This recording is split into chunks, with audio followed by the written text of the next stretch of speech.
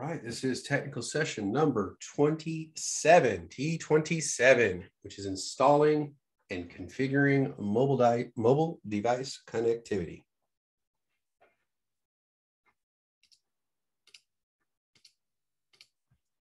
So we're going to explain the value of connecting mobile devices to a network and describe the types of networks that are commonly used to connect mobile devices.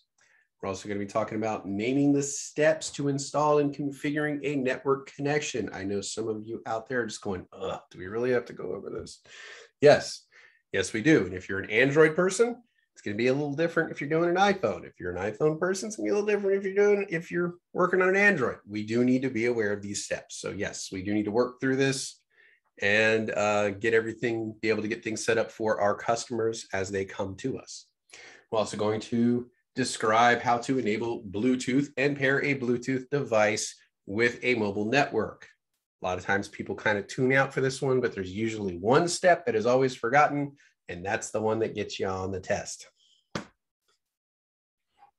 So,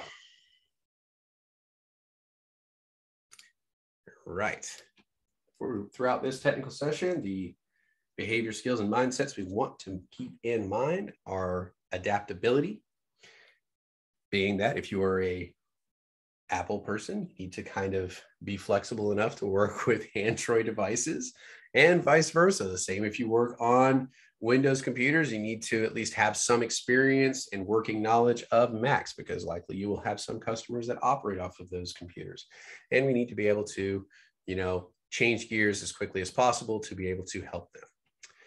Also, maintain a future orientation. Understanding what we do today affects our lives in the future. So we don't want to get 3 months down the road and go, you know what? I probably could have spent less time watching Netflix and studied a little more. I probably could have played a little bit less Call of Duty. We don't want to get 3 months from now and look back and say, there was all these spaces where I could have made time to be successful here. So we want to maintain that future orientation now. We want to put in the work here. It's not always fun. It's not always glamorous. It can be exhausting. We are fully aware of this fact. But understanding that this is going to help us achieve our goals beyond this course. We understand that getting the certification isn't the end point. That is the starting point. That's where everything begins.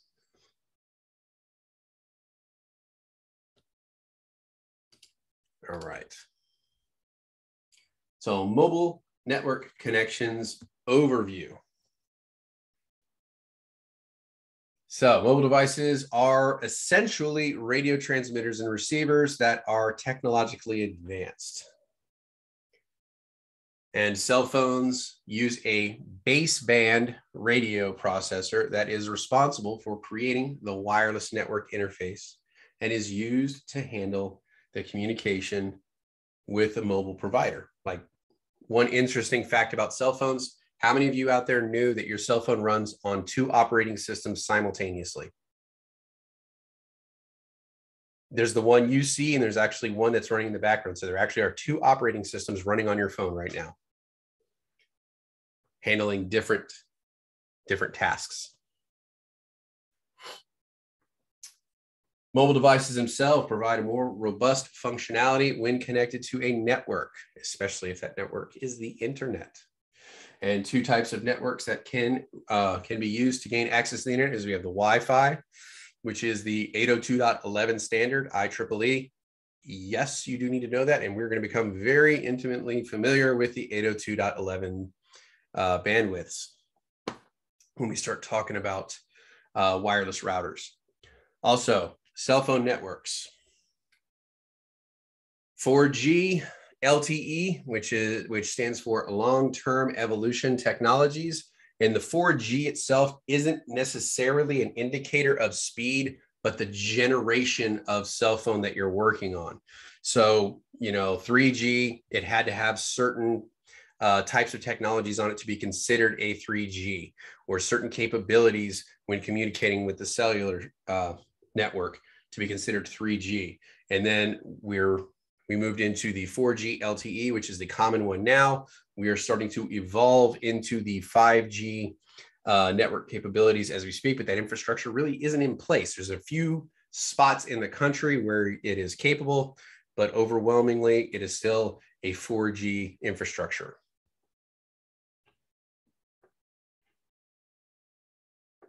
So,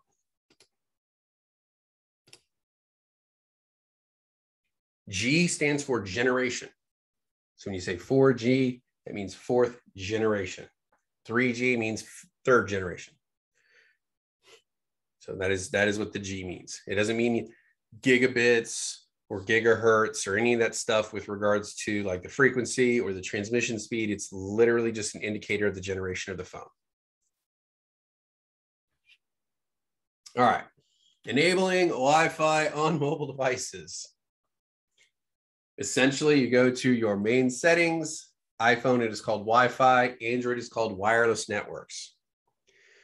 You'll see the little dot, the little dot with the little, semicircles over it, typically looks better than that. And that will, when you click on that, it'll give you a list of available networks within the Wi-Fi range of your device. If you're in a very population dense area, you'll see dozens of them thrown up. If you're out and about, you may see only 2 or 3. You find the one that is, that has the name of your network or the network you wish to connect to, be it your office, be it your home, what have you. And hopefully the one on your house has been set up to require a password.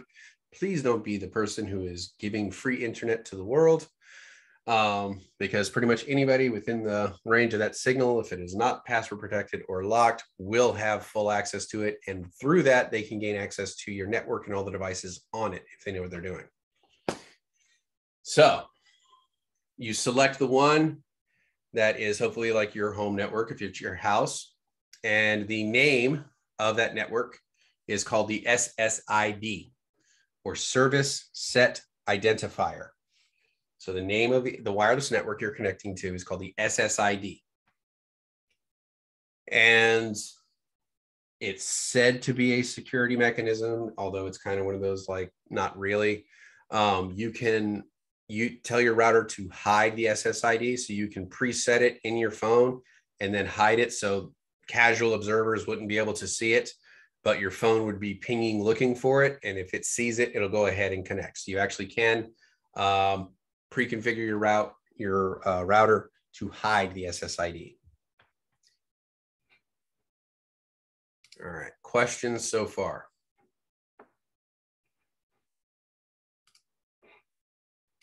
All right. So once you have selected your Wi-Fi, if you want to go back to cellular, you can set up your cellular connection. This is typically done automatically through your provider and through the SIM card. But if you want to tell it not to use data for your apps, you actually can go into your cellular settings and say, disable automatic connection to network, or you can turn off your data. Say like if you've run over your data for the month, you can turn off data usage for cellular until your next billing cycle. So on some of the older Android phones, it would be under these generic, this essential example would be settings, wireless, mobile, enable data.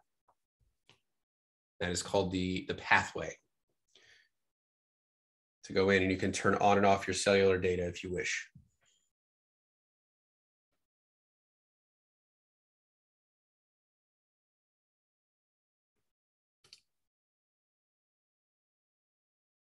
Questions? All right. Wireless cellular connectivity features. As the technology evolves, we are developing the vocabulary as well as the variety of ways that we can connect and the terminology we are going to need to use. So we talked about Hotspot a little bit yesterday. We're going to need to be able to distinguish that specifically from tethering, which is something different. It is a little bit older technology than the hotspot. It was initially how you would share your cell service, like with a laptop or something along those lines. Airplane mode, which essentially turns off all wireless communication on your phone. Bluetooth, essentially. And then we're going to talk about cellular updates, how a lot of that actually goes on in the background. You never see it happening when your cellular provider is running updates to your baseband firmware. Then we got to talk about the IMEI and the IMSI, how those are relevant, what security, how that helps you with security. And then, then we got to start talking about the VPN, or virtual private network, which has become one, almost essential nowadays, and two, people are starting to understand what it is, which is wonderful. All right. First, hotspot. Touched on this yesterday. Hotspot lets you use your cellular internet connection with Wi-Fi capable devices. So if you're riding in a car with, a few different people and they have mobile devices that aren't cellular capable, you can turn on your hotspot in your car, share your data with those people, and allow them to have an internet connection. Danger to this is if you are not careful in how you set it up, you could be allowing unsavory people to use your internet connection without your knowledge. So you do need to be cautious when you are setting up hotspots in public areas. Now, there are some downsides. Everybody is going to be sharing the same bandwidth. So they're all going to be sharing that same tunnel or pipe. So only so much data can travel along that connection. So the more devices you have connected, the slower your connection is going to become. Yes, Susan. So with a hotspot, if you're in a public area, can you protect yourself by having a password to access it, or is that not enough? Yes. Okay. That's one of the first steps. Also, okay. Periodically checking to see how many devices are connected to you and make sure you're aware of which ones they are. Like if you have, if you're just trying to use it for your computer, but then you look and you see there's 3 devices connected, they've gotten through your password, whatever it is. So you may need to shut it down and then create a stronger password and restart. Okay. Simple passwords are easy to remember, but they're also easy to crack. So we'll get into that when we get into security. All right, cost. It is a little bit more. It does require, it will eat up your data for your cellular plan. So if you don't have unlimited data, you need to be very, very conscious of the data that's being used. And unfortunately, with regards to security, there is no additional security beyond a password to connect. So you need to make sure you're creating a strong password for this. All right. Now, other than just using your phone, there are some mobile providers that will sell small devices that are specifically used as mobile hotspots, like we talked about yesterday. Verizon has one. It's like a little square hockey puck size device that they call a jetpack. It only has 2 buttons on it. Works pretty good. I used to use it quite regularly with my old job. But those would be individual hotspots. They serve no other purpose. That is their main function.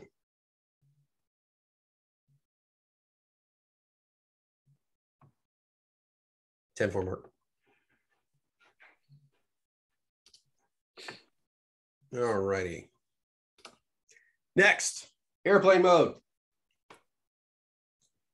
What exactly does airplane mode shut off? Anything wireless. So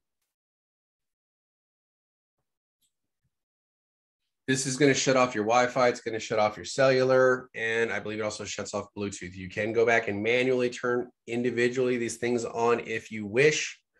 But initially, when you first turn it on, it knocks out all of that stuff for airplane mode. All right.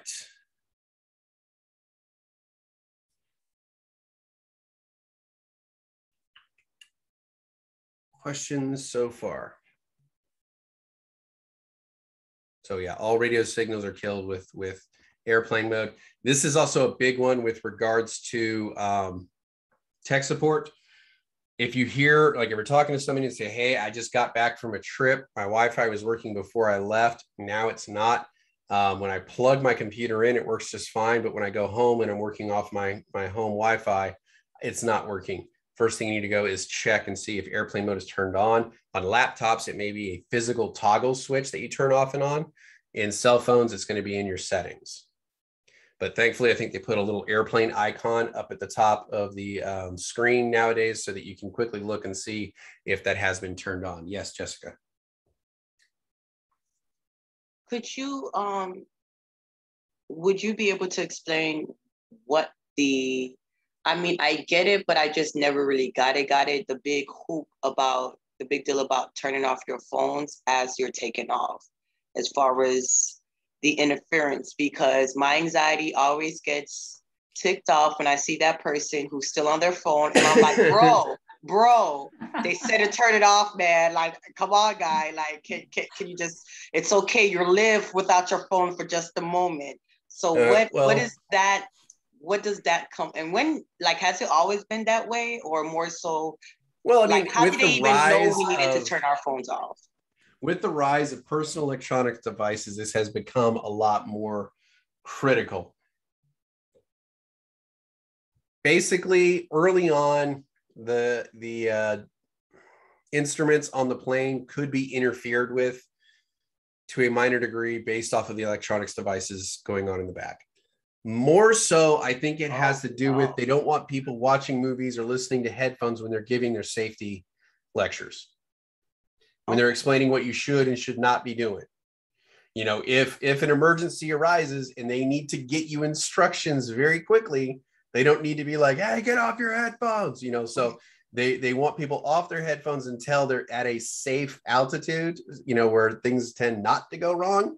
And then they're like, okay, you know, go ahead and listen to your devices now. I think it has more to do with they want to be able to communicate with you quickly and easily, more so than the interference from the signals on the devices. Okay, thank you. Because remember, they used to even say it with Discman and Walkmans and stuff like that. They used to say it even with that. So it was more of a, you know, we need you clear so we can talk to you, rather than, you know, you're going to crash the plane if you listen to, you know, Led Zeppelin on your CD player or something. Awesome, thank you.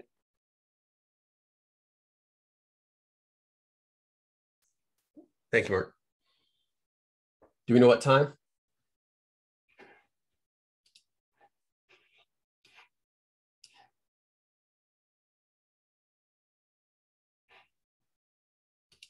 If she could make it like a 1:30, it'd be awesome.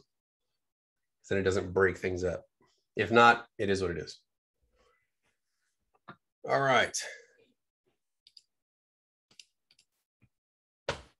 So airplane mode, like we were just showing, you turn it on, it turns everything else off, just to kind of make it so you're not disturbed.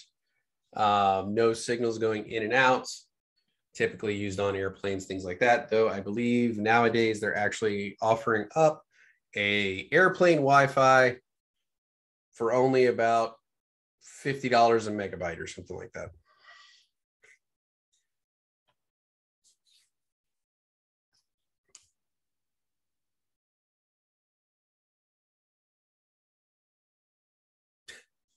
I hadn't seen that Simpsons episode.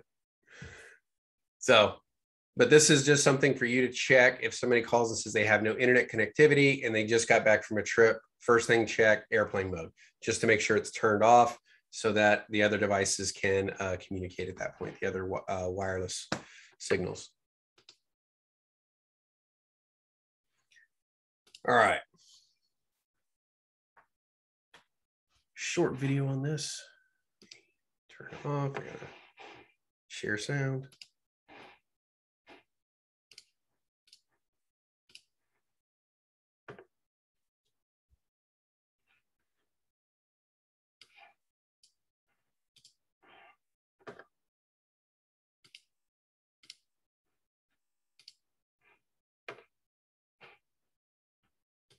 Bluetooth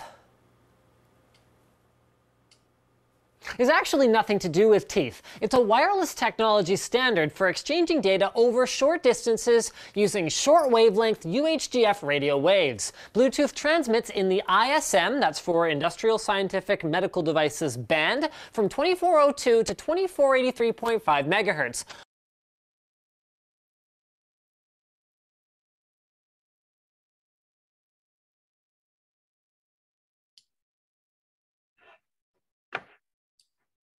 Should we know this for the exam?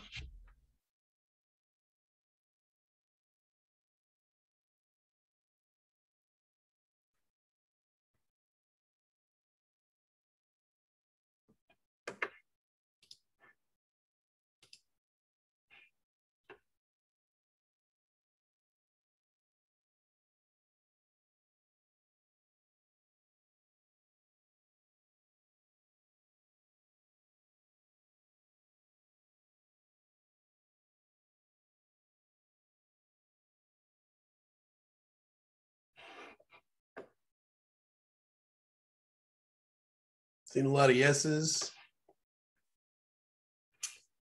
The actual megahertz bandwidth, I don't recall ever getting a question on that for the exam.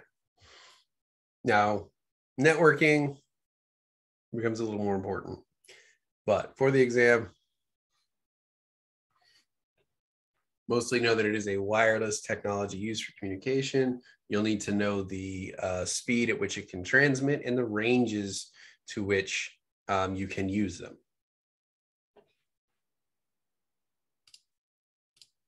Also known as the 2.4 gigahertz short-range radio frequency band, including its guard bands, and as such, it's also completely colorless. So what's the story behind the name then? Well, the original standard was developed by the telecom vendor Ericsson in 1994 as a wireless alternative to RS-232 data cables.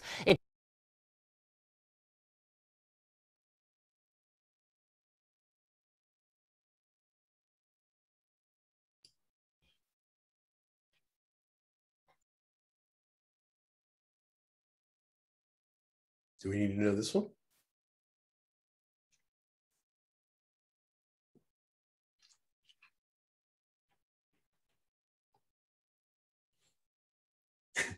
I like the yes question mark. Maybe?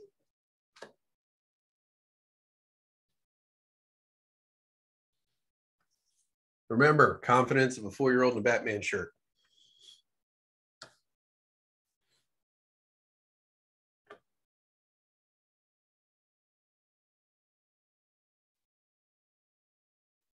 So, okay.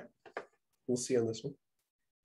It didn't receive the name Bluetooth until 1997 when Jim Kardach, who developed a communication system between mobile phones and computers, proposed it while reading The Longships by Frans G. Bengtsson, a historical novel about Vikings and the Scandinavian king Harald Bluetooth. Legend has it that he united the Danish tribes of that period into a single unified nation, much like what the introduction of the Bluetooth standard did for communication protocols. Okay, cool story, Linus, but what does Bluetooth actually do? Great question. In short, it facilitates communication between 2 to 8 devices, where there is 1 master device and up to 7 slave devices. Them Vikings, am I right? And while it was only intended to replace serial cables, it can do so much more. You can wirelessly control and communicate between a mobile phone or a tablet and a hands-free headset, car audio system, speaker system, and intercom. You can network with a PC, so like transfer files, you can control printers and computer peripherals and barcode scanners and traffic control devices, and even replace infrared scanning in some cases. And that list is not exhaustive by any means. So okay, it does lots of stuff, but how does it work? Well, there are 2 main components. At the physical level, well, it works pretty much the same way as any other radio frequency standard, with antennas that can broadcast and receive signals in the appropriate bands.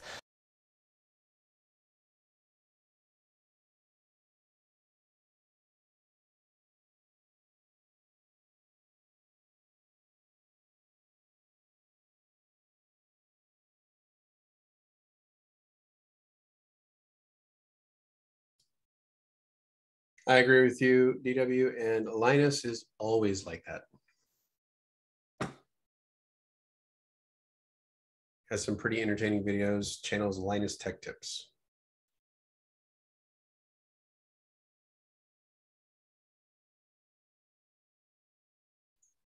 He is really passionate about Bluetooth, is all I can say. Technology in general.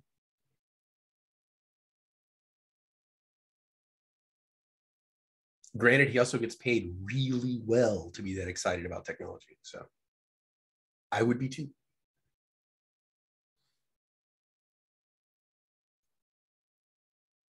He definitely has the confidence of a 4-year-old in a Batman shirt. Absolutely.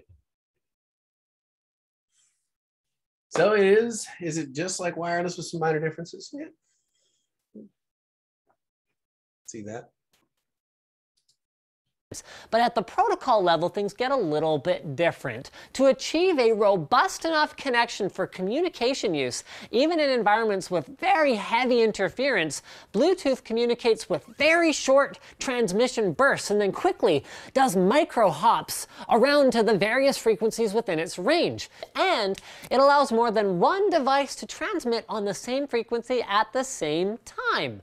But constant transmission of data means higher power consumption, and for years, most Bluetooth devices suffered from lame duck battery life that pained users and made the standard not practical for many applications. Until a few years ago, Bluetooth 4.0 or Bluetooth Smart came on the scene. It's basically the power-efficient version of Bluetooth that has enabled amazing stuff, like devices with 1 to 2 years of battery life on a single button cell. I mean, I wish my phone could do that. It's too bad it has to power other stuff like the screen.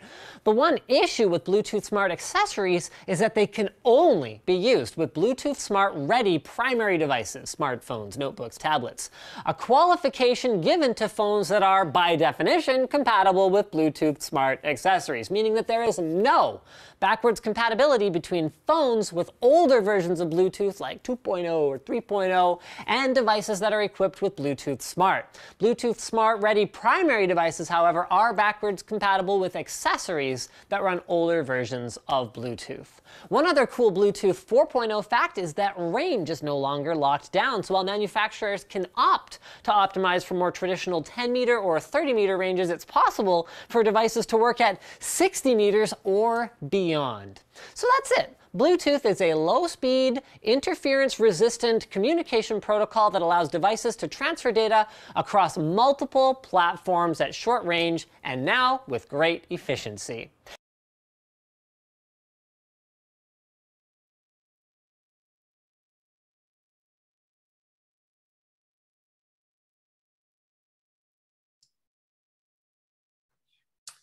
So do we need to know the so-called class of the Bluetooth range? If no, why? If yes, why? Yes, Glean.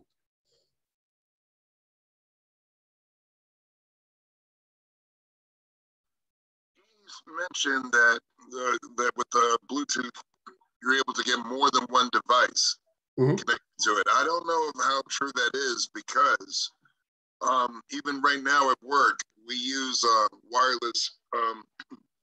We use a Bluetooth receivers onto the stereo systems, but only one phone can connect to it at a time. So it may be only one phone can, yeah. But like, look here. I have keyboard, mouse. I have other headphones, all connected to a singular Bluetooth device at one time. Okay. Now there may be protocols within it that say only one type of headphones can be connected at any given time. So I can't connect 3 different Bluetooth headphones to my phone at one time, but I can connect a headphone, a microphone, and a computer. Oh, okay. So it has to be completely. So that may be an underlying protocol that is written within it, so it does not get confused as to the signals. Okay, so we can't. So a phone system can't, but a car could, so to speak. You know. Well, it possibly the car may allow it, but again, it may only allow one of any particular type of device. Right, gotcha. Right. So that's why I was confused by that. It's like, well, wait a minute. That's So basically we all could be able to do that. But it's a little iffy there too with the car too, because you can have 2 different phones assigned to your car. So if two people are sitting in the car, they can Mhm. still access the everything in the car individually by their device. But that would go back to the underlying protocols then. Right. But the underlying protocol allows for that versus most where it says like only this. And I think like was it Skull Candy finally downloaded, like created an app where you can have more than one set of headphones hooked up Bluetooth to a single device now, which is nice. Because if you're like on a trip and you both want to like watch, something or listen to music or whatever, and be listening to the same thing, you can do that. It makes it a little bit easier. Okay, so all right, so that's where. Okay, so say for example, two people are working out at the same time, but they both have two different form of Bluetooth speakers. I mean, two Bluetooth headphones. And they all want to go in and use the same phone for their workout music. Is that possible? Typically, the phones, at least I know, like Apple, does not allow that. Right. So if I have one pair of Bluetooth headphones on and I try to hook another, it will either talk to one or the other, not both. Okay. So then I would have to use like that. Like I said, Skull Candy put out that one application that would actually allow for it to talk to two different sets of headphones.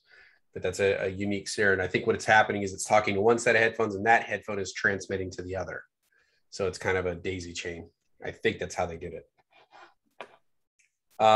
Important to know, Stephen, what is the average range for a Bluetooth? With regards to A+, it is 10 meters. Obviously, when you get into Bluetooth 2.0 and Bluetooth Smart, that changes drastically. So in real life, that is different. With regards to the exam, it's 10 meters.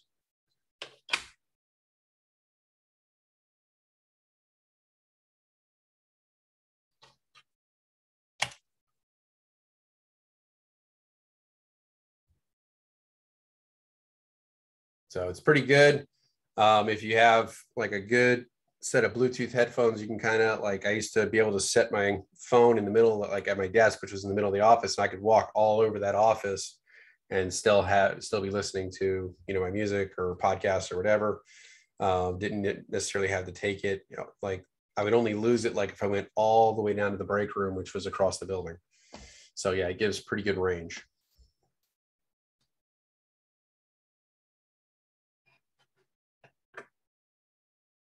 All right. Speaking of efficiency. And that is that. He does some interesting computer builds, product testing, stuff like that. There was one he did with RAM that was really interesting. Like he found out that the same RAM type, depending on how it was manufactured, actually worked differently in different computers. So you actually got higher performance with certain RAM types, even though they had all the same settings versus others. I'll see if I can find that video. It was really, really interesting because they weren't getting what they were supposed to out of the RAM, but then they switched it over to another computer and it was working just fine. So it was actually specifically the RAM modules in that computer. And then when they changed it to a different type of RAM module, all the same settings, it worked way more efficiently. Yes, DW. So he defined Bluetooth as a wireless waveband that communicates 8 or more devices and is not subject to interference. When he says interference, I'm assuming he means radio interference and not like physical interference, right? Because you could lock up a device. Yeah, but what it is like multiple people can be using the Bluetooth bandwidth around you, and it would not necessarily interfere with your ability to communicate, like its ability to communicate with its host device. So it is not immune to interference, but it is more interference resistant than other wireless technologies. And I don't know, low speed. Oh, low speed, meaning the wavelengths? No, the amount of data it can transmit. I think it's like 2.4 megabits per second or something, or megabytes per second. It's very, very low speed. So it's not super fast. Like you couldn't push giant files through it from one phone to another. It would take forever because it's very, very low speed. Okay, and so have you ever like been driving on the highway and you have like your phone connected on Bluetooth, and then all of a sudden you get somebody else's like Bluetooth music coming in through your phone, through your car? Sorry. And it's usually when it's like a car of the same make. Yeah, are you connecting through Bluetooth or are you using the FM transmitter? No, through Bluetooth. Like, yeah. Okay. Bluetooth. I've never actually experienced that, although I have heard it jump devices. Like the ops manager at my old office, whenever he would pull in, he parked right in front of his office. And so his phone, I knew when he got there, because all of a sudden the stereo in his office would start blasting because he'd be listening to something on his phone. He would pull in and park, and then it would jump to the speaker in his office.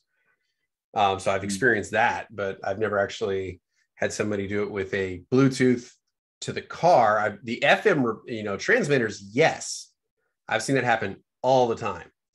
But no, I have not had the Bluetooth incident. All right, cool. Not to say it doesn't happen, I haven't personally experienced it.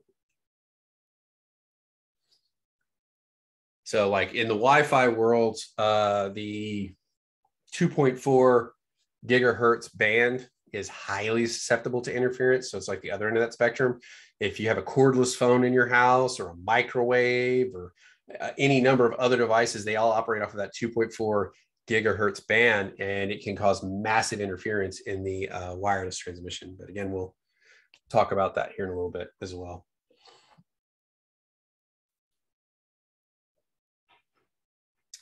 All right.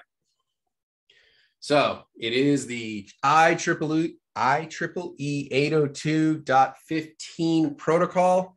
And what this is, when you see these protocols, these are all different type. Like they have protocols for Ethernet. They have protocols for coaxial. They have protocols for wireless. They have protocols for Bluetooth. This is just basically them giving definitions on what qualifies as those protocols. So the IEEE is just essentially it is documenting the standards for these types of things, but we do need to be aware of them.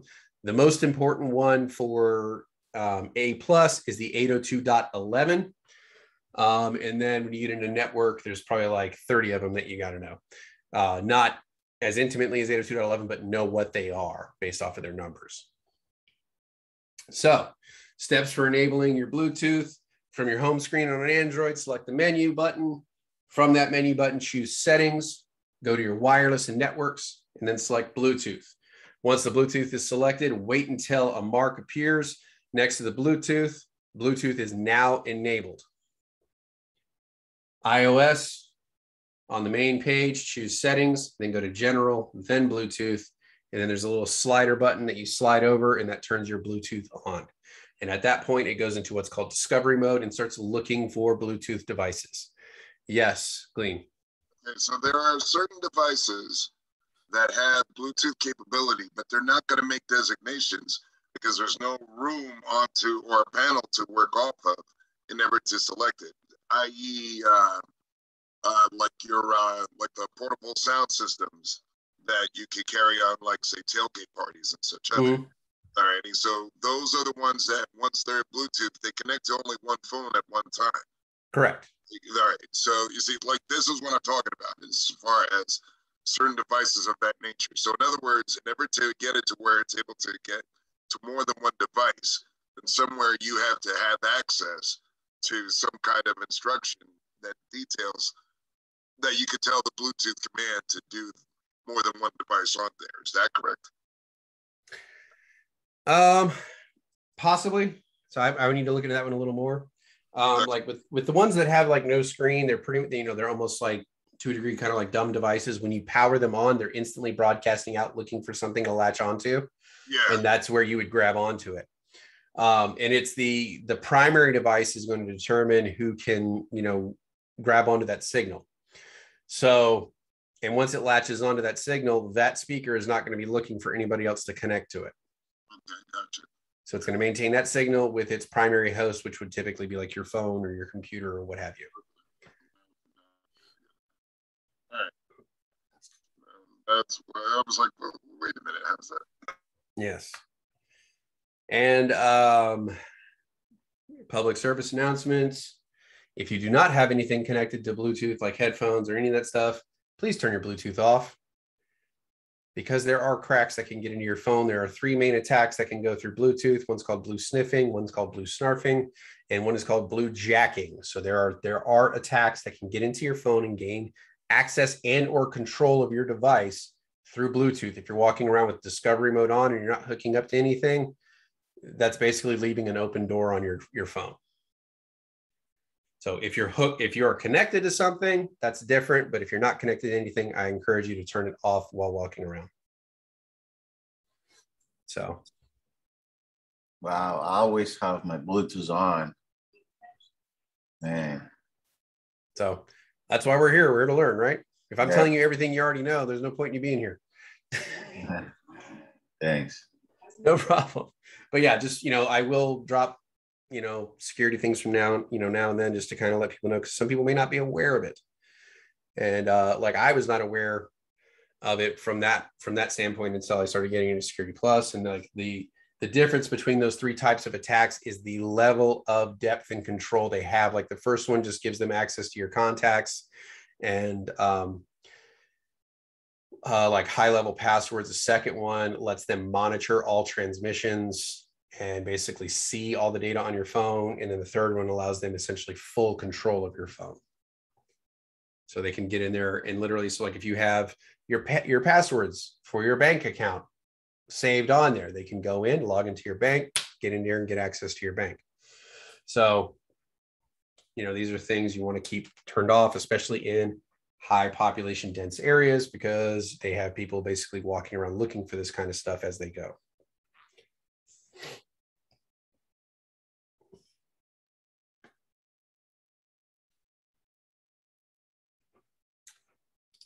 Okay.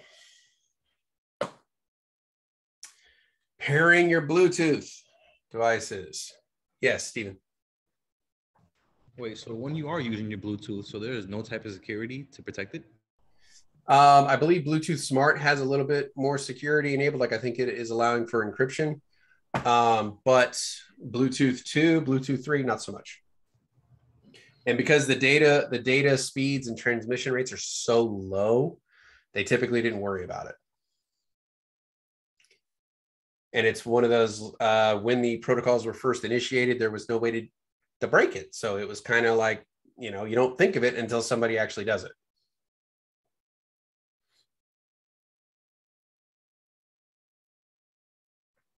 Because there's been some nasty stuff that hackers have created that eventually were repurposed and made to quite literally leap our technological abilities huge steps, because they figured ways around bottlenecks or particular problems within the code or the technologies and found ways around it. And so after the initial nastiness of whatever the malware is, they can strip it down to its core components, study it, and see how they were able to do the things they did. And they can use that to actually create more efficient technologies. One example of this is the Tamarin Worm, which was, I think, in the early 2000s or late 90s. This worm infected multiple systems, but what it was able to do was it was able to push IP version 6 protocols over an IPv4 network, which was pretty amazing for the time. And so now they've actually used it to tunnel these protocols over these networks as they're converting up to IP version 6. PlayStation uses it. They do a IP, was it 6 to 4 tunnel or something like that, that actually has a version of the Tamarin Worm on it to allow it to communicate more efficiently. So that is like one of the really cool examples of that. But that'll be better understood when we start talking about networking and TCP/IP protocols. So, any other questions before I go in the weeds further?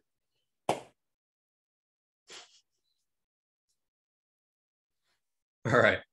So, to pairing a Bluetooth device.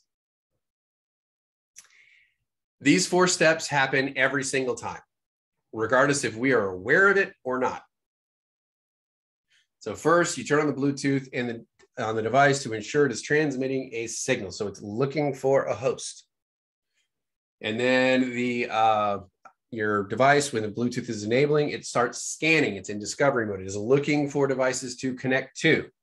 And then your device, when it appears on the list, if you have a Apple device, as well as an Android, it'll show up on a list. If that's the device you're looking for, you go ahead and you select that device. Once the device is selected, the device will ask for a PIN number. Yes, this PIN number is always there. We just don't typically see it because the default for the PIN is typically 0000. So when your device is trying to connect to it, that's the first PIN it's going to throw at it. And 99 times out of 100, that connects it. Although you may have experienced with cars and stuff like that, they may actually generate a PIN on the screen that you have to actually manually put in to be able to connect to it. And that is a little bit more secure connection because they can't just automatically link to it. So that's the step that most people forget. Third step of it, after you select it, the PIN exchange has to be made so that, you know, the device knows that this is a safe device to connect to. After that, it tests communication between those two devices. If you're wearing a headset, it may, you know, that you might have the all infamous British lady come on and going connected, you know, or something along those lines, you know, or you get a beep or something and you're ready, you know, to go from that point. You're ready to listen to your music, you're ready to use your keyboard or what have you, and you're set to go. Yes, your AirPod did not ask for a PIN because, like I was saying, there is a default PIN of 0000. So when you try to connect to a device, especially the first time, if it is not given a PIN, it's going to attempt 0000 first. 99 times out of 100, it goes right through, no problem. If it doesn't work, then it will request that PIN. So if you have a more secure device like your car or something like that, then you actually have to get that manual PIN from the car and punch it in.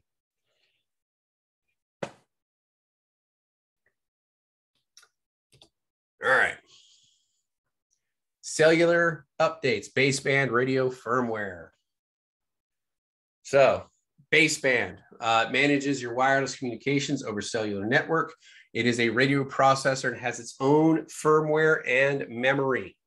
It runs a real-time operating system so that everything happens as quickly as possible. This is the secondary operating system on your phone. Voice communication, as we know, has to happen instantly. We can't buffer it. You can't, you know, wait 10 seconds, you know, to get the other end of that, you know, sentence. You need that seamless. You need it to happen as it's happening. So real time must be like high priority in bandwidth so that it seems like you're standing next to the person talking to them. If you've ever talked to somebody with really bad latency, it can be a very frustrating conversation, especially even if it's just like 2-3 seconds. It can be very, very frustrating. So all the updates that go on with the baseband occur OTA, meaning over the air. They send it through the cellular network. It happens behind the scenes. You're typically not even aware that it's happening.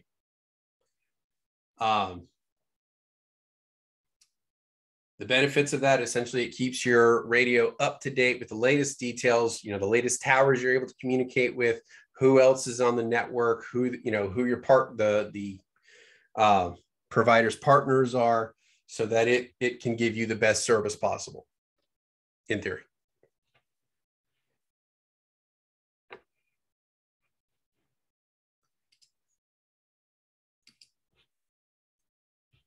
There's a tech guy, Mike Myers, who kind of, you know, a lot of IT people laugh and they say like, yeah, it just happens automatically. Like, no, it's not automatically. Like there's a lot of stuff that goes on in that process. So he jokingly calls it automagically because like, you know, no effort, no inside input. It just kind of, it does it. But there was a lot that's going on behind the scenes to make these things happen. All right. So on your Android, you actually have a way of accessing these radio firmware updates. So you can download the radio zip file, rename it update zip, copy it to the root of the phone's SD card, turn off the phone, start up the phone in recovery mode by holding and pressing the power button. And then you press Alt-S to apply the update.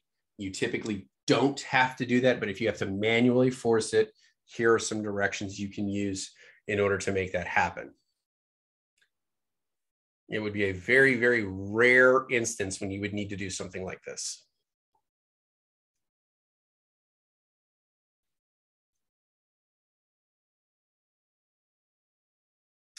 Once the update is applied, you press the home plus back to reboot the phone. It will start to boot and then continue applying the update. Once the update is completed, the recovery menu will ask you for the second time to reboot the phone via the home and back button. You can double check your baseband has been updated by going through menu, settings, about phone. You scroll down to see the baseband version, and you should see the radio version on this row. This is a good thing to do if you have an Android, just to kind of become familiar with where some of the stuff's located, and then looking at these various settings and understanding what they are. So, looking at the radio version, and then you can look up online and see if that is the most current version of the firmware, and you know if your phone is fully up to date.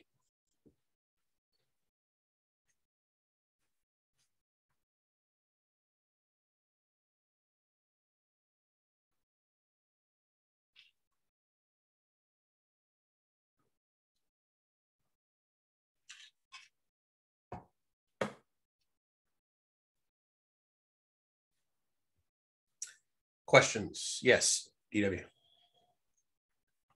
As far as like the radio band updates, are those tactics that some carriers use when they want to slow down like your cellular data, or like your download speeds, or what, throttling?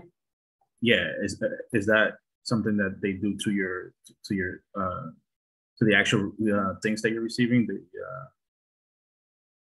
It would be overly cumbersome for them to send you a firmware update to throttle you. They have much easier methods of doing that.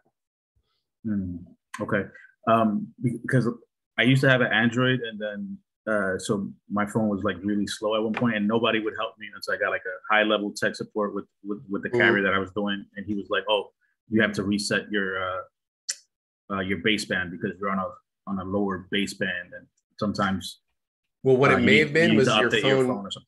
Well, you updating the software on the front end doesn't necessarily mean that the background operating system got updated. What may have happened is when you updated your front end operating system, it was no longer fully compatible with the back end. And that was why they needed to update it so that it could communicate properly. Oh, such as updating the front OS is not gonna do everything. That's why sometimes flash. Those are two different things. Okay.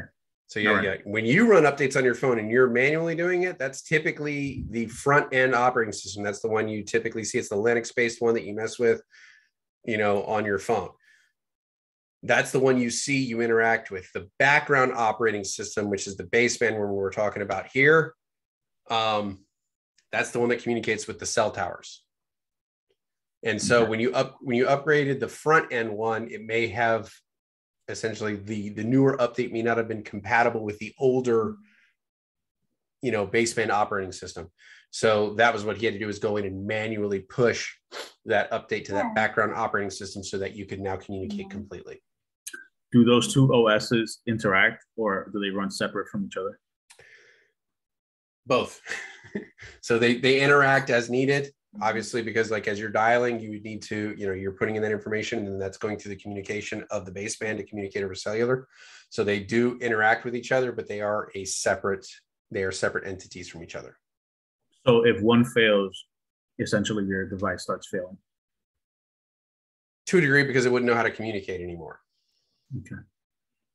So if your background, the thing is, if the baseband one fails, you might still have internet connection. You might still be able to use your applications. You just won't be able to make calls, or use cellular data, but you would be able to go home and use your wireless data. Okay. Yeah, that's actually the exact same scenario I was thinking of in my head. Like maybe if your baseband fails, you can still connect to a Wi-Fi network. Yeah, but if your front end fails, you're not going to have any ability to interact with your phone. through data, right? Through anything, itself. because you wouldn't be able to necessarily get to the baseband because you're interacting with the phone through the front end operating system. for the OS, yes. Okay, yeah, I get it. All right, thanks a lot. Mm-hmm. So why would we need to upgrade the baseband? Well, over time, a lot of these companies buy and sell towers, like the cellular towers that are out there. So if like their presence in a market is drastically diminishing, they may not need as many towers, so they may sell those towers to a secondary buyer like Cricket or Mint or something like that, if it's like AT&T or Verizon or something like that. But they also have agreements with these carriers. So basically it's like, we'll sell these towers to you, but we still get to use them, like our customers still get to use them, but you are responsible for maintenance. Now that would need to be updated in your baseband as to what towers it can communicate with, or what towers take priority for communication, because, you know, AT&T doesn't necessarily want you communicating over Verizon towers because they have to pay Verizon for that data information. So if you have the option of both, they're going to want you going through that AT&T. So they'll set up those priorities. And these are things that you can do in the background to make sure that those lists are up to date on a regular basis.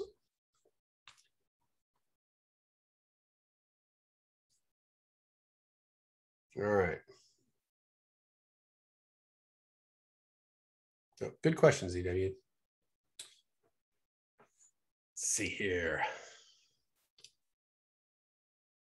Next, accessing the radio firmware on the Apple iOS. Now, if you are doing this manually, you download the desired firmware, connect to the device, connect the device to the computer, select hit an iTunes. Mac users hold down the Option key, Windows users hold down the Shift key. And then click the update or restore button and select the IPSW file you recently downloaded, and then click choose. Your device should now begin the update at that point. And then take note that certain browsers may change the IPSW file to a zip file. If this should occur, just rename the end of it to an IPSW so that the phone itself will recognize it. That typically will occur on a Windows machine.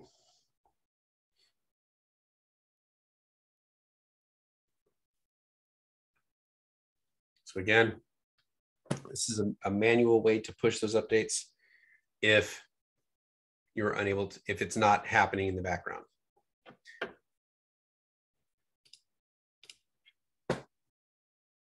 All right. Cellular updates, PRI, which would be product release information.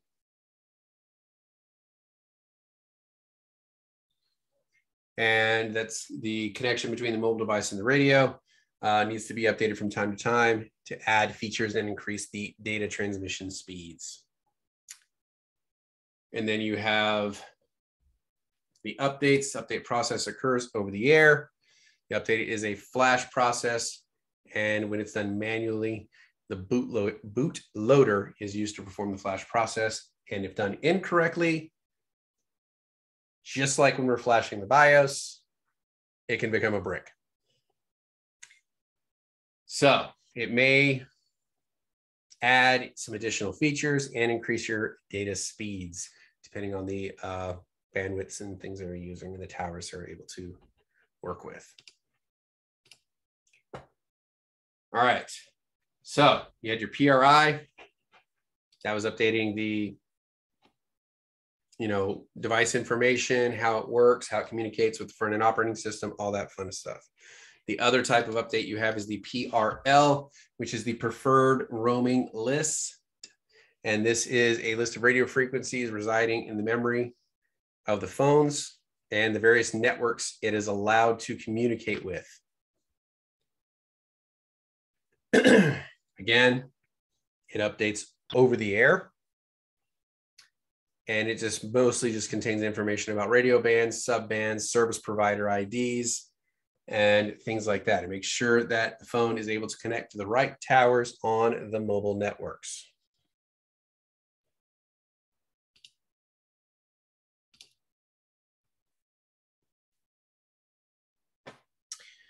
PRL updates, if you want to access them, you go through your settings, system updates, and update PRL.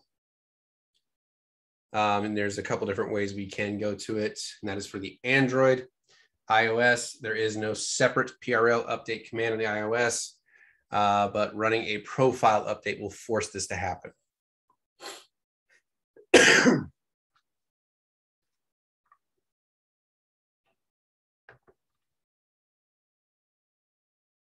Yeah, the rough thing about this, one of the rough things about this course, not the rough thing, but one of the rough things about this course is all the acronyms. There are hundreds of acronyms you're going to be learning over the course of this program. But by the end of it, you'll be rattling off a lot of these second nature. Yes, Jessica. By chance, has anybody made a list of these abbreviations we could get our hands on, or as we grasp them, they come along? I believe there is a list of them in the book, like in the Are you serious? Cybex. I believe there is a list of all the abbreviations in the book. One of my classmates actually made flashcards for every single abbreviation, and it was a stack like this. That's the kind of guy I am right there, Kelly. That's a turn on for me. Make a Quizlet of all the abbreviations, and you'll probably be a hero to everybody. But yeah, that is what it is. So I will see if I can find out what page it's on. So I can give you a heads up. Don't be to be a 5-year-old with a Superman on my shirt, so you're not really courageous. So I'm gonna bug you all day. All right, awesome. Thanks, Kelly.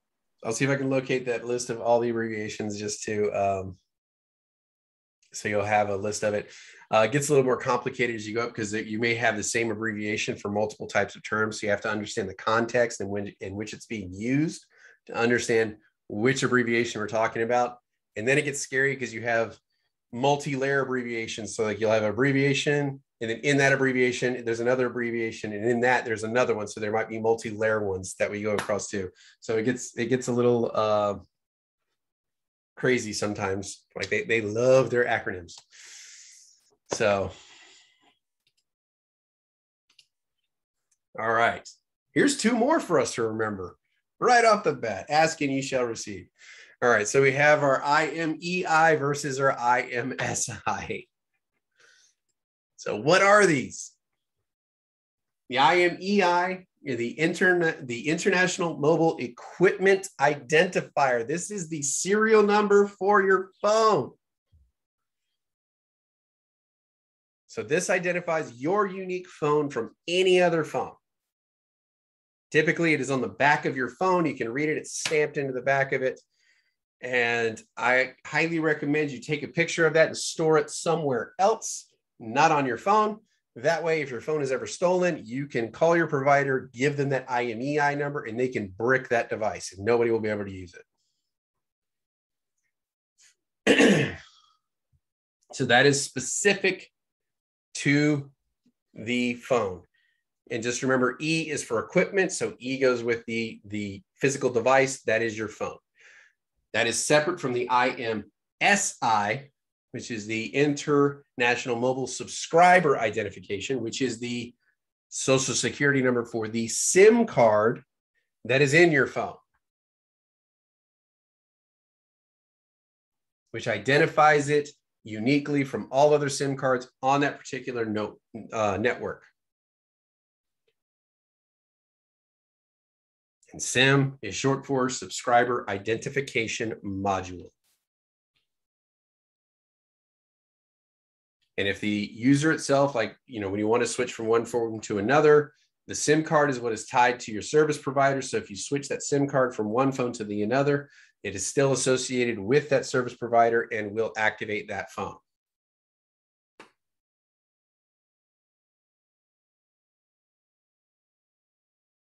So S in IMSI goes with your SIM. So S for SIM.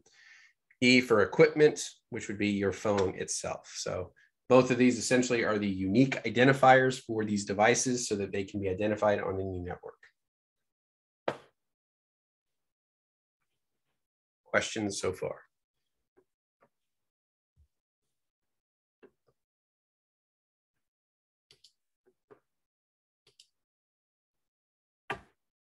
All right. VPN, or virtual private network. This essentially creates a secured tunnel to which you can communicate, and it can hide, not only your data because your data is encrypted, but also your geographic location. So you have VPN networks that are created. They typically have hubs in multiple countries, if not multiple regions. And it creates an encrypted tunnel between you and the entrance to their network. And then things get changed inside the network and it comes out somewhere else. So it makes it very, very difficult for somebody to see what you're looking at. So like if you're accessing bank accounts, a lot of things like that, it will encrypt that data so that it is hard to discern in transit. Also, if you're a fan of Netflix and say you like anime, okay, well, the anime here in the US may not be that great, but you can set your location to be in, South Korea or, Japan or something like that. And then when you go into Netflix, you're going to see totally different shows. They're not going to be anything like what you saw here. You have a different variety, different types of stuff. So it makes you appear as if you're geographically somewhere else to the networks. So they will serve you up different information. So that is two different ways that VPNs work. Also understand not all VPNs are created equal. There are things called half tunnels and full tunnels. Half tunnels only encrypt one part of the transmission, either going out or coming back, and not the other. The other is open. And then you have full tunnels, which create encryption in both directions. They slow things down a little bit more, but it is more secure. Also, if it's free, it's probably not going to be that secure of a VPN. So, do your research, look into the companies before you pick one. One of the ones recently, NordVPN, had a bad hacking incident and they hadn't been clearing out their servers. So they got like all the data for all the people using their servers, over the last month. There are a lot of VPNs out there that actually clear their data every single day. So there is never more than 24 hours worth of data stored on any of their servers. So these are just things you would look into if you're into cybersecurity that you would need to pay attention to with regards to, picking one or, setting one up. All right. Good job, Susan. Appreciate that. It'll be very helpful. She found the acronyms for A+. Oh, nice. Make a Quizlet out of it. You can just constantly flashcard, check your flashcards. Yes, DW. Okay, so obviously, well, not obviously, but I am fascinated by VPNs. I'm trying to understand them a little bit better. So, so basically, the provider that provides the VPN for you, how is your data safe from them, or where you're coming from? Like, do they keep a record of where you're locating from, and then the second thing is, can governments, obviously governments have more things at their disposal. So like, I'm sure that they have ways to get around VPNs, right? VPNs are actually very tricky things to get around with the encryption levels that are being used right now. Do the VPN providers know where you're located? Yes, based off of your IP addresses, because there's information that can be gleaned from that. But this is why you do your research, because you want to know how often are they clearing their servers. Nord wasn't clearing their servers, but like once a month. That was the problem. So when they got hacked, all that data was out there for them to view and get, bank information, emails, personally identifiable information to all their clients, which they thought was safe because they were using a VPN. There are many out there that will clear their servers daily, hourly, things like that. So as you're utilizing them, that data is being wiped. And so, that's why you want to look into whoever you're going to be using to make sure that they meet the security standards that you're using. Not all VPNs are created equal, so we want to make sure we're looking up the right things, asking the right questions. The other thing is with regards to the government. Yes, they have extreme difficulty because being able to track somebody down utilizing a VPN is extremely difficult because they're coming out of these server hubs. So like you know, your data goes in, it gets scrambled around in there, and then it comes out somewhere else. So discerning you from everybody else within that network is very, very difficult. For years, hackers were using VPNs because it would hide their location. That was how they would basically spoof their addresses and hide where they were. Many governments are actually trying to ban the use of VPNs because it negates their ability to spy on your data. China is a big one right now, is trying to ban the use of all VPNs because it actually gets around their was it the Great Firewall. Is there a way to like add encryption by like linking VPNs together, like tunneling through one tunnel, get through that tunnel, use another VPN? Does that make it even harder? Yes, there are ways to layer your encryption, but understand this is where the convenience or security thing comes in. The more encryption you imply, the more processing power is required, the more that will slow down everything you're doing. Encrypting data takes a lot of processing power. So that's where you got to kind of balance the level of security you're implementing versus the convenience that you need or want. Cool. Thanks, Kevin. Mm-hmm. Good questions. Any other questions?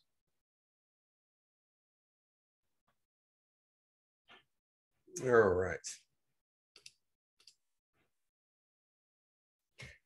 All right, real quick, establishing a VPN. Pretty straightforward in most phones. You're going to open the settings, click on your wireless networks, tap on more. When you scroll down and it gives you all the more options, there actually will be a VPN option right there. And then you would tap on VPN settings and then tap the plus button to add a VPN at that point. And then you can add it, enter the name, connection. Sometimes you have to add your name, your sign in and password for that particular VPN. And then at that point, it would be able to apply it and you can turn it on and off. Some applications, like some of the bigger VPN providers like Express and stuff like that, will actually do that stuff for you in the background. You have to authorize it, but it will go ahead and just set it up for you. And then you just got to go into their app and literally just press a button to turn it on, a button to turn it off. And then you set your region location you want to be. If you want to be like, if I'm here in Florida, I'll set mine for Miami or something like that, because that's the closest one to me. If I'm in Georgia, I'll set it for Atlanta. But if I want to be, you know, if I want to view different shows, like before HBO Max came out, the DC Universe, they had their own app here in the US, but in Canada, it was included in Netflix. So if I set myself in Ontario, then I could watch the DC Universe stuff on my, you know, on my Netflix subscription. So just different things that can be done with it. Questions, comments, concerns? I have a question that nobody has asked. It was a question in our class, but and no one has asked yet. How would a VPN be useful for you now? A lot of people go to Starbucks and you like using their free Wi-Fi at the airport, using their free Wi-Fi. Don't do it. You need to use a VPN, folks, because that helps encrypt any conversation or anything that you're doing. When you're using those open networks, anybody with any kind of knowledge can hack your device because it's not encrypted. It's easy to get to. So that's just something to watch out for. Be careful using anybody's free Wi-Fi without a VPN. Yep. Good point, Mark. There's a free program out there, and it is absolutely 100% free, called Wireshark, which allows you to essentially capture all packets being transmitted over a network. And then you can dissect and go through those packets and get whatever information you can. Sometimes it's transmitted open air and you can see everything. And sometimes it is encrypted. So when you start getting into security, Wireshark is a real good one to start messing around with. Again, it's 100% free, as are a lot of powerful security tools. But it allows you to break things down packet by packet and see how the connections. It's great when you're like learning how connections are established and all that stuff, because you can see every step of that process. So just a thought for those out there. Yes, Glean. So So when you say when you're in these public places and you're using a VPN, or you can still log on to the free Wi-Fi, but you have to have a VPN establishing on top, a VPN source working within your system, so that this way you're able to use the wireless Wi-Fi and then still be able to go online and everything. Okay. Well, you don't need it to go online, but it's a way to encrypt your data so whatever's being transmitted is not being spied upon by others on the network. Okay, gotcha. Because I will tell you, one of the absolute favorite places for hackers to hang out is coffee shops. Okay. They're in there pretending like they're writing the next great novel, just sitting there drinking their coffee on a computer. What they're really doing is scanning the entire place. They're either, sometimes they'll set up what's called an evil twin to capture data. Sometimes they're capturing all the transmissions over the airwaves. Hackers love these locations to try to pick up information and you just give them, the Christmas comes early if you log into your bank account or something like that. So you just got to be very careful when you're on public Wi-Fi's for that reason. That's why VPNs are important. It encrypts that data in transit so that it makes it near impossible for them to dissect and read. All right. And you said Wireshark is a VPN? Do what? Wireshark is one form of VPN? No, Wireshark is a way to actually capture those packets over the internet so that you can look at them and dissect them. Okay, gotcha. That is a tool that is used by cybersecurity, professionals and hackers. Interestingly, that crossover happens all the time. There is a ton of tools that are used by both because, like we said, it's a tool. It's not good or evil. How it is used determines that. Airport, absolutely, just like coffee shops. A packet is a small grouping of data that is being sent. Like when you send a large file, it is not being sent in one big chunk. It's broken down into little pieces, and those little pieces are sent individually so that it can speed up transmission. We'll break down data packets a little bit later so you can kind of understand what's going on with that. Yes, Stephen. Is using cellular data only any more protective? Not necessarily, no. Well, because when you're using a VPN and you're out wandering around, you're using cellular data. But yeah, cellular data can be captured pretty easily. Like they can actually clone your phone with just using I think it's like a wire in a Pringles can, and being able to hook that up to a computer, they can actually capture your cell signal and clone it. It's scary how easy it is to do.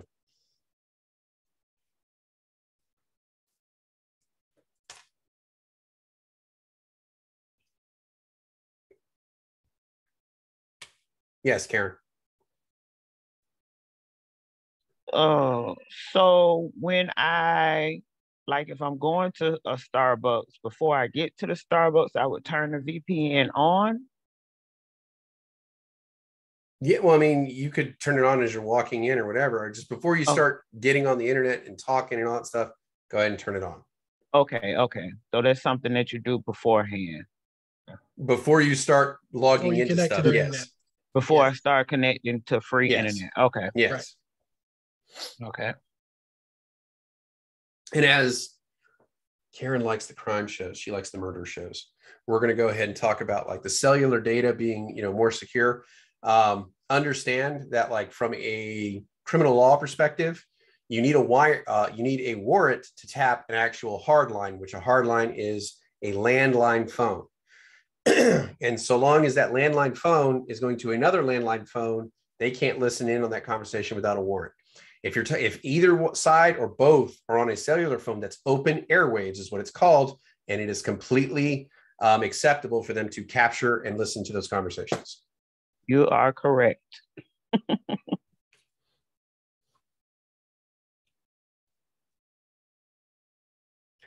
Wireshark works on iOS. I've actually used it. I'll see if I can find that version for you, Stephen. All right. Now we only got like 2 slides left, so we're going to push through. Then we're going to go ahead and take our break at that. So establishing VPNs on an iOS. There we go. We just talked about this. Settings, general VPN. At that point, you would provide your VPN details as needed for username, password, and who you're utilizing and things like that. They will give you this information as you sign up with them so that it makes it easy for you to do it. They'll also give you instructions on how to. So it is pretty painless and easy to set up on an iPhone as well as on an Android. It's just knowing the steps to get there. Right. Any questions? Relatively painless one this morning.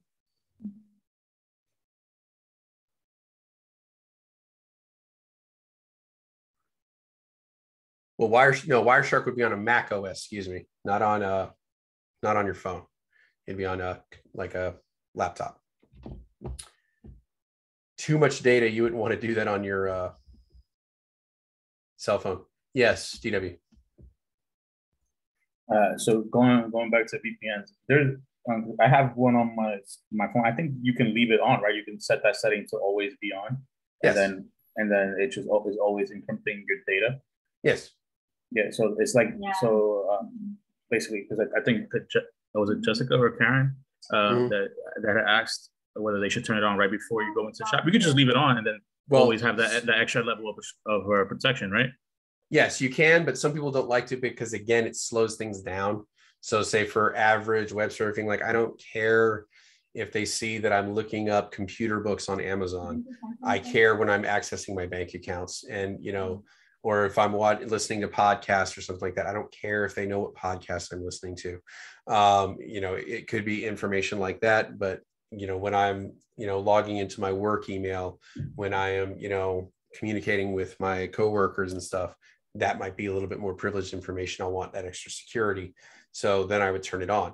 And it comes down to how much is that VPN slowing your system down. And oddly enough, I don't know why some places are doing this, but there are some places like, I think Bass Pro, Cabela's is one, where if you're logged into a VPN, you can't even access their website. They give you a hard stop if you try to access their website and you're on a VPN. Yeah. So commenting on that, with the pandemic, a lot of people were not working. And then, so I was one of those people when I had to log in to do my unemployment, but they need you to be in the country. So they don't allow any types of VPNs when you're doing that kind of stuff because they want to make sure that you're physically in the country. Yeah. So there are some applications that are preventing the use of VPNs for utilizing their sites. Why Cabela's does that, I had no idea. Some retail places just flat out won't allow you to make that connection if that's the case. You'll have to turn it off if you want to view their sites. So all depends.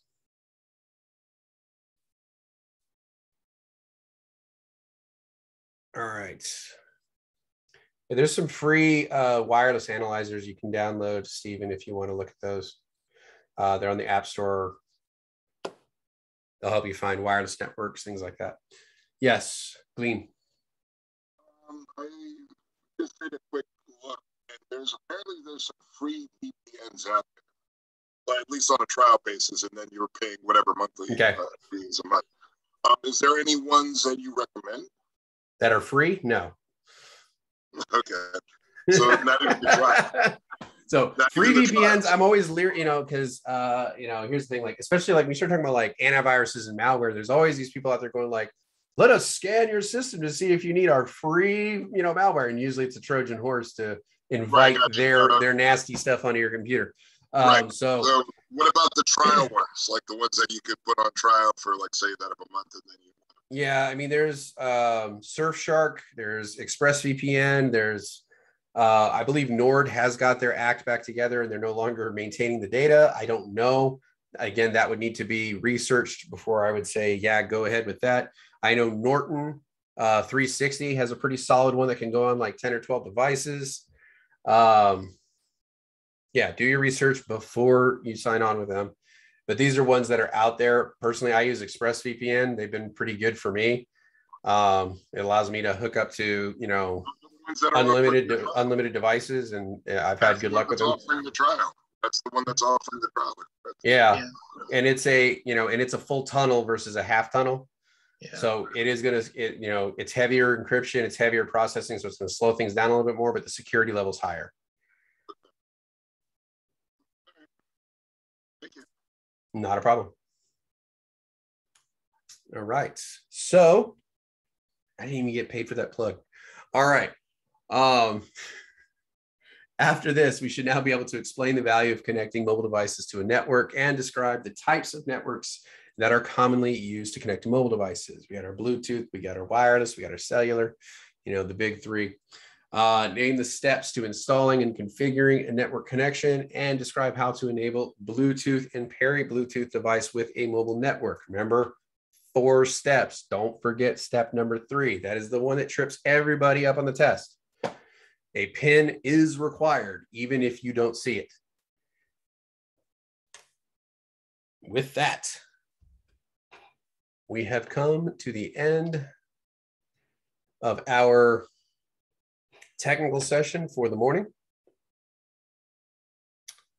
We're going to go ahead and take a 5-minute break, come back, and then we'll break out into asynchronous groups or individual, however you want to set, so that we can push forward on the Coursera, the test out small groups, all that kind of fun stuff. Yes, DW. So real quick, before we move on, yesterday we actually ran into some keyboard issues, like locking the function key and like other things, like certain keys not working. Is there a way to like soft reset your keyboards without like turning off or like restarting your computer and things like that? Okay, wait, restate that again. Like, is there a way to like to make your keyboard like just turn off all like the lock keys without? Because I think if you turn, like on a laptop specifically, if you turn it off and turn it back on, that'll like take off the cap locks and the num lock and all that, right? Yeah. Is there a way to soft do that? Like typically you just hit the, you know, whatever buttons are logged on. Is it freezing up? No, it wasn't me specifically, but certain people like were having issues. They couldn't get like delete to work, or like they couldn't get their F keys to work. Yeah, typically that would be like they had the function key depressed, or caps lock or number lock on at that point. Okay. All right, cool. Thank you. As far as soft resetting the keyboard, I don't know how to do that on a laptop. Yeah, check your caps lock and your number lock first and see if that helps your issue. It's usually something simple as far as the keyboard goes. Yes, Lori. Morning, Kelly. Have you found anything out about the tracking information? I have multiple, I got answers back for Candido yesterday, and got another message into Sonia this morning saying, you know, we need an update on this. So I'm just waiting for her to get me a tracking number so that we can find out exactly where it is. All right, just checking. Thanks. Yes, ma'am. Kevin? Kelly, can you also track mine? Okay, Joseph.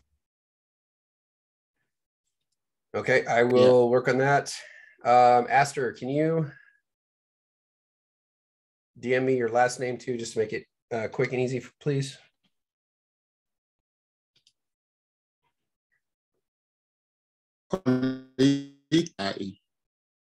No, not I got you, Joseph. I was asking for Aster's. Thank you. Okay.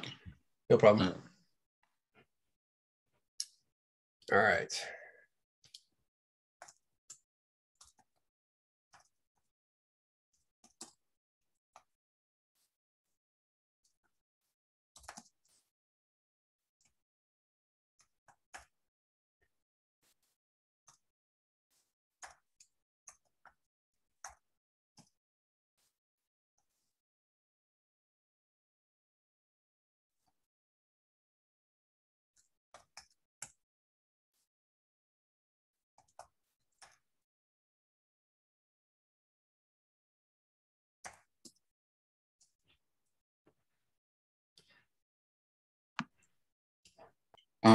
Could you please drop the T-28 link into Slack?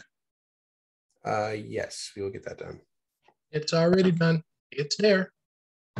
Oh, okay.